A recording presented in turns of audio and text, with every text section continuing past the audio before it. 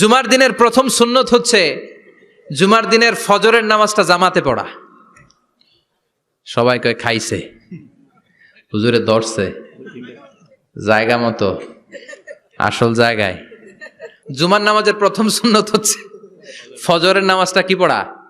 জামাতে। আফদালুস সালাওয়াত ইনদাল্লাহি সালাতুল ফাজরি ফি ইয়াউমিল জুমআতি ফি জামাআহ। বিশ্বনবী বললেন জুমার নামাজের 15টা সুন্নত মুখস্থ রাখতে হবে। 1 নাম্বার সুন্নত ফজরের সালাত জামাতে পড়তে হবে। 2 নামাজ মুনাফিকদের কাছে সবচেয়ে কঠিন, একটা হচ্ছে ফজরের নামাজ আর একটা এশার নামাজ। এক আলেমকে জিজ্ঞেস করা হলো ফজরের বাতাসটা এত ঠান্ডা আর স্নিগ্ধ কেন? আলেম উত্তর দিয়েছিল, কারণ ফজরের বাতাসে মুনাফিকদের নাকের দুর্গন্ধ মিশে না। ফজরের বাতাসটা স্নিগ্ধ, ফজরের সময় আল্লাহওয়ালাদের আনাগোনা, মুসল্লিদের আনাগোনা, ইসলামের পক্ষের শক্তির আনাগোনা। চিল্লায় বলেন ঠিক কিনা? মসজিদে নববীতে জুমার নামাজের দৃশ্য আর ফজরের নামাজের দৃশ্য ছিল এক। বাংলাদেশে ফজরের নামাজের দৃশ্য আর জুমার নামাজের দৃশ্য এক নাকি? ফজরের নামাজের সময় মুসল্লি নাই, এক কাতারও হয় না। আর জুমার নামাজে পাক্কা মুসল্লি দেরি করে গেলে বারান্দায়ও জায়গা পায় না। কথা কন। তাহলে ফজরের নামাজটা আমরা জামাতে পড়বো ইনশাআল্লাহ। ইনশাআল্লাহ এত আসতে ইনশাআল্লাহ, আরো জোরে পড়েন ইনশাআল্লাহ। মনে থাকবে। 2 নাম্বার সুন্নাহ হচ্ছে আসওয়াক, মেসওয়াক করা। মাতহারাতুন লিল ফাম মারদাতুন লির রব। মেসওয়াক করলে দাঁত পরিষ্কার থাকে, আল্লাহ খুশি হয়ে যায়। বিশ্বনবী বলেছেন, যদি আমার উম্মতের জন্য কষ্ট না হতো প্রত্যেক নামাজের আগে মেসওয়াক করা আমি ফরজ করে দিতাম। সুবহানাল্লাহ। মেসওয়াক ছিল বিশ্বনবীর জীবনের শেষ আমল। এই মেসওয়াক করে বিশ্বনবী শেষ নিঃশ্বাস ত্যাগ করেছেন। আপনার নবী, আমার নবী, ওনার জীবনের সর্বশেষ আমল ছিল কি? মেসওয়াক। সুবহানাল্লাহ কইবেন না? বিশ্বনবী জাইতুনের ডাল দিয়ে মেসওয়াক করতেন। বিশ্বনবী বলতেন, নি'মা সিওয়াকিয়া জাইতুন ফাইন্নাহু সিওয়াকি ওয়া সিওয়াকুল আম্বিয়া মিন ক্বাবলি। জাইতুনের ডালের মেসওয়াক কতই না ভালো, কারণ এটা দিয়ে আমিও মেসওয়াক করি, আমার আগে সব নবীরাই জাইতুনের ডাল দিয়ে মেসওয়াক করেছে। সুবহানাল্লাহ। 3 নাম্বার হচ্ছে দুহুন, তেল মালিশ করবেন। বিশ্বনবী জাইতুনের তেল চুলে আর গায়ে দিতেন। বিশ্বনবী বলতেন, ওয়াদাহিনু ফাইন্না ফিত তাদহিনে বারাকাত। তেল খাও, তেল দাও, তেল মালিশ করো, তেলের ভেতরে আল্লাহ বরকত ঢুকাইয়া দিছে। তেল দিবেন তো।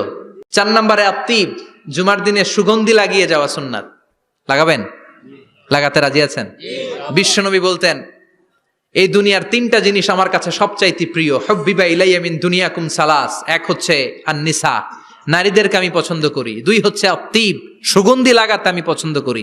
বিশ্বনবীরে কেউ সুগন্ধি হাদিয়া দিছে, বিশ্বনবী নেয় নাই, এরকম কোন ঘটনা ঘটে নাই। আল্লাহু আকবার। কুররাতু আইনি ফিস সালাহ। নামাজের মধ্যে যখন আমি দাঁড়িয়ে যাই আমার চক্ষুটারে ঠান্ডা করে দেয় কে? আবার বিশ্বনবী বলতেন, আরবাউন মিন সুনানিল মুরসালিন। 4টা সুন্নাত সব নবীদের সুন্নাত। 1 নম্বরে আল হায়া, মানে লজ্জা। আরেক বর্ণনা এসেছে আল খিতান, মানে সুন্নাতে খাতনা। এটা সব নবীদের ছিল। আর সেওয়াক, সব নবীরা মেসওয়াক করেছেন। আত্তিব, সব নবীরা আতর লাগিয়েছেন। আর নিকাহ, সব নবীরা বিয়েও করেছেন। চিল্লায় পড়েন আল্লাহু আকবার। আর লিবাস আহসানা সিয়াব, সুন্দর জামা পরা। নট নেসেসারি যে নতুন জামা হতে হবে, পুরাতন জামাও ধুয়ে আয়রন করে পরলে একটা সৌন্দর্য আছে না নাই? ইন্নাল্লাহা জামিল ওয়া ইউহিব্বুল জামাল। আল্লাহ নিজে সুন্দর, সৌন্দর্যকে আল্লাহ পছন্দ করেন। পৃথিবীতে সবচেয়ে সুন্দর কে? ইন্নাল্লাহা ইউহিব্বু আইয়ারা আসারা নি'মাতিহি আলা আবদি।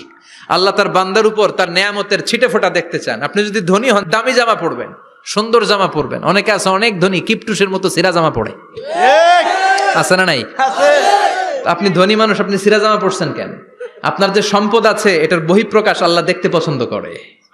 আপনাকে যে আল্লাহ কি নাজ নেয়ামত দিয়েছে, অহংকার ছাড়া স্বাভাবিক বহিঃপ্রকাশটা আল্লাহ দেখতে পছন্দ করে। কোন সুবহানাল্লাহ। এরপরে ইকসারুস সালাহ আলান নবী, বিশ্বনবীর উপর বেশি বেশি দুরূদ পড়া।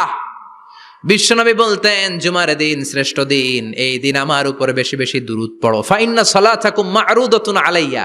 কেননা তোমরা যে আমার উপর দুরূদ পড়ো, আমি মরে যাওয়ার পরে এই দুরূদগুলো কে পাঠিয়েছে তার নাম, তার বাবার নাম সহ ফেরেশতারা আমার কবরে দিয়ে আসে। সুবহানাল্লাহ। এরপরে বিশ্বনবী বলতেন, জুমার দিনে সূরাতুল কাহাফ পড়বা। কাহাফ পড়া সুন্নাহ। সূরাতুল কাহাফ পড়তে রাজি আছেন? বিশ্বনবী বললেন, সূরাতুল কাহাফ যে তেলাওয়াত করবে ইয়াকুনু লাহু নূর। এই সূরাতুল কাহাফ কিয়ামতের দিন তার সামনে বিশাল একটা আলো হয়ে আসবে। এই আলো দিয়ে পুলসিরাত পার হয়ে ওই বান্দা জান্নাতের ভেতরে ঢুকে যাবে। আবার বিশ্বনবী বলেন, যারা সূরাতুল কাহাফের প্রথম 10 আয়াত তেলাওয়াত করবে জুমার দিন, শেষের 10 আয়াত যারা জুমার দিন তেলাওয়াত করবে, দাজ্জালের ফিতনা থেকে তাদেরকে মুক্ত রাখবে কে? সুবহানাল্লাহ পড়বেন না? সূরাতুল কাহফ দিয়ে সকাল শুরু করতে রাজি আছেন? সবাই রাজি? এরপর আত-তাবকির ইলাল মসজিদ, মসজিদে আগে আগে যাওয়া সুন্নত। আগে যিনি যাবে উনি কি পাবে? তারপরে গরু, তারপরে বকরি, তারপরে মুরগি, মুরগির পরে ডিম না আন্ডা?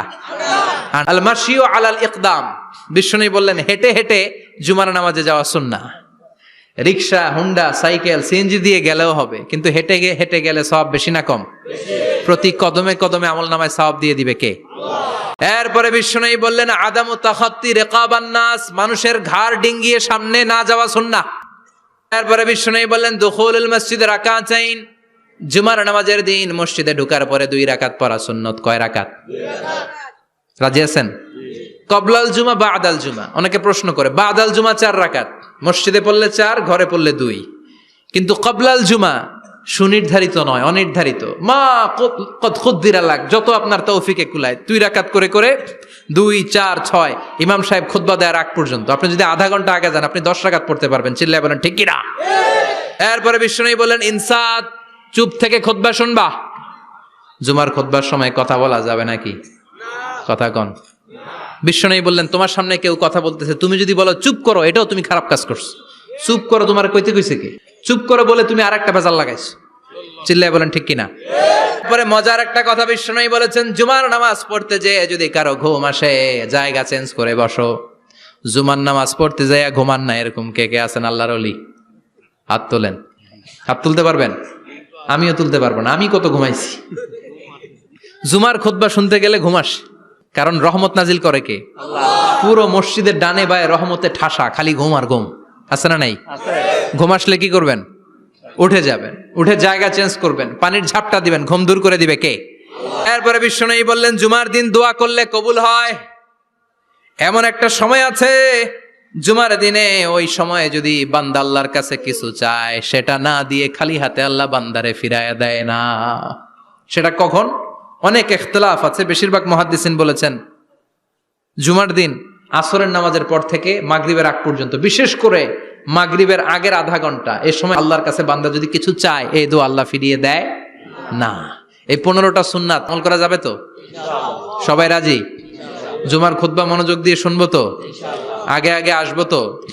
দোকানপাট বন্ধ করে জুমার নামাজের ভাবমূর্তি রক্ষা করবো তো?